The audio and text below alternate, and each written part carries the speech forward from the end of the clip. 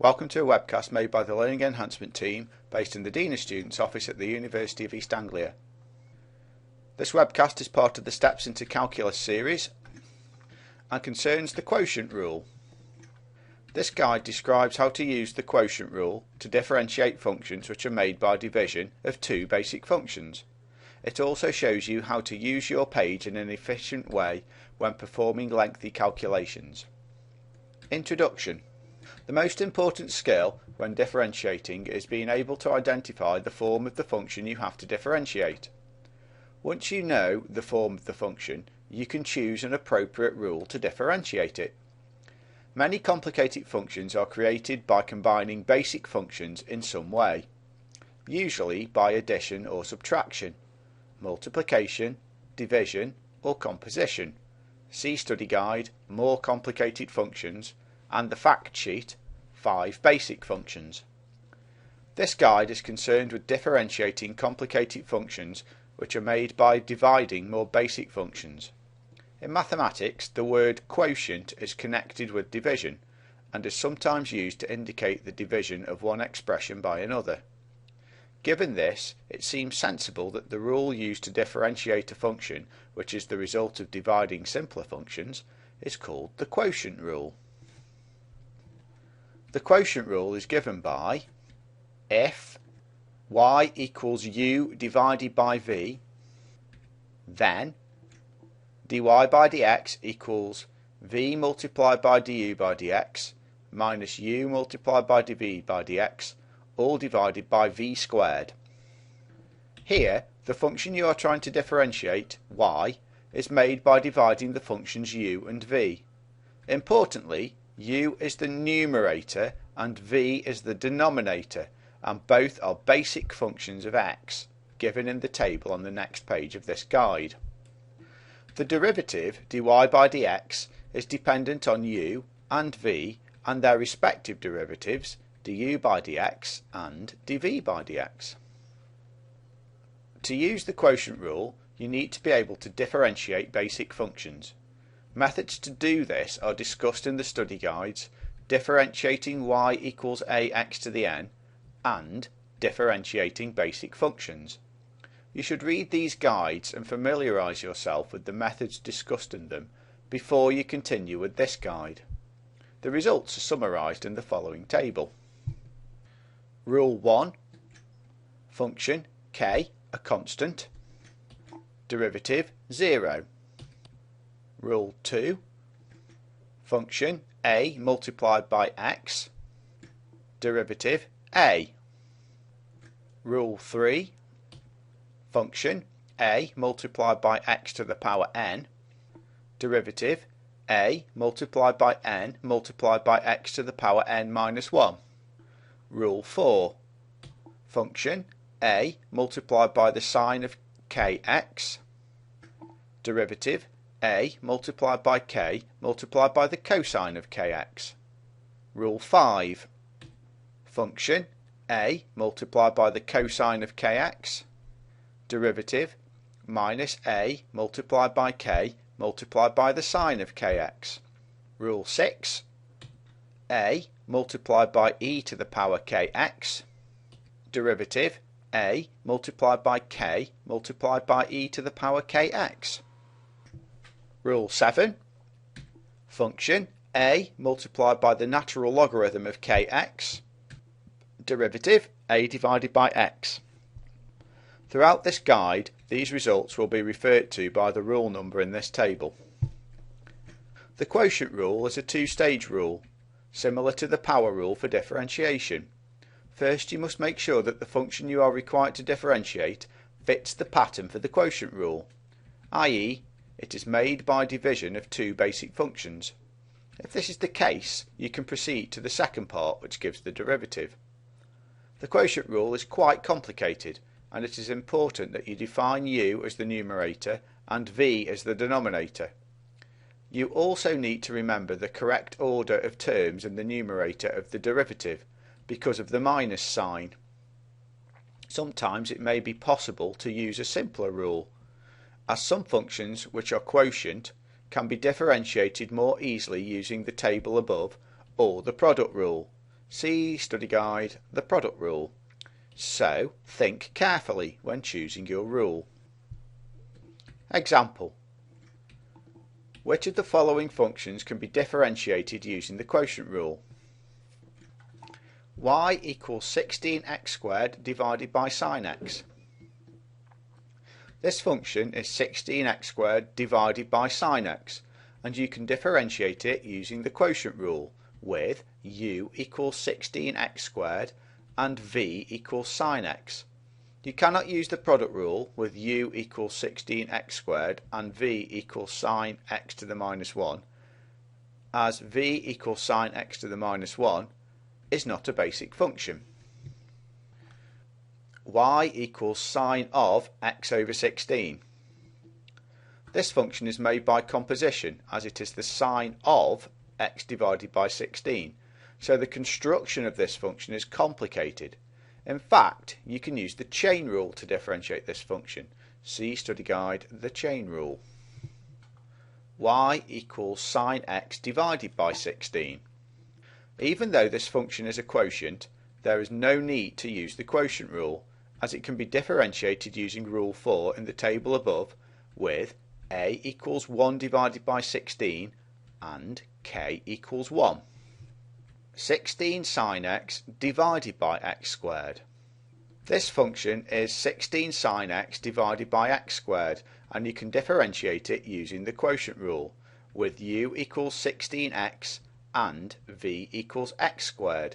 However, you can also think of the function as 16 sin x multiplied by x to the power minus 2, and you can use the product rule with u equals 16 sin x and v equals x to the power minus 2 to differentiate this function more easily. See study guide, the product rule. Using the quotient rule.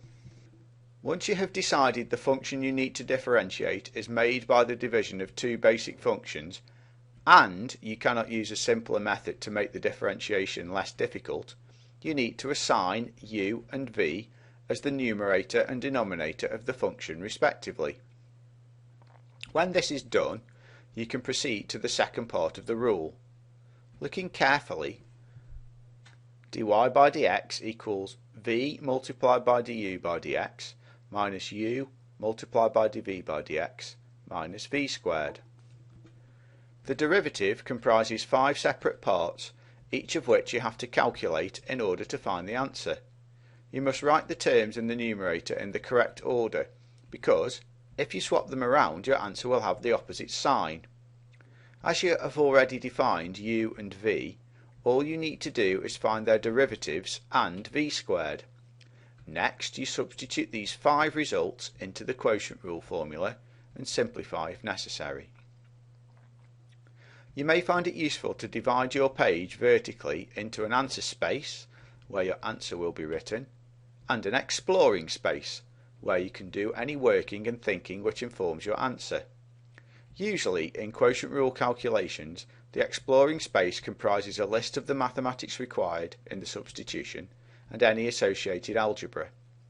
In more complicated mathematics, the exploring space offers a vital place to play with the ideas as you work towards a solution.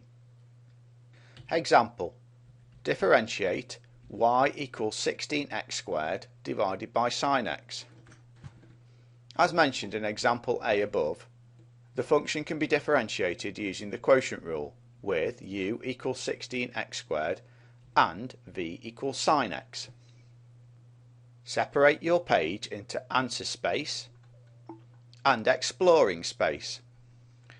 You need to differentiate y equals 16x squared divided by sin x.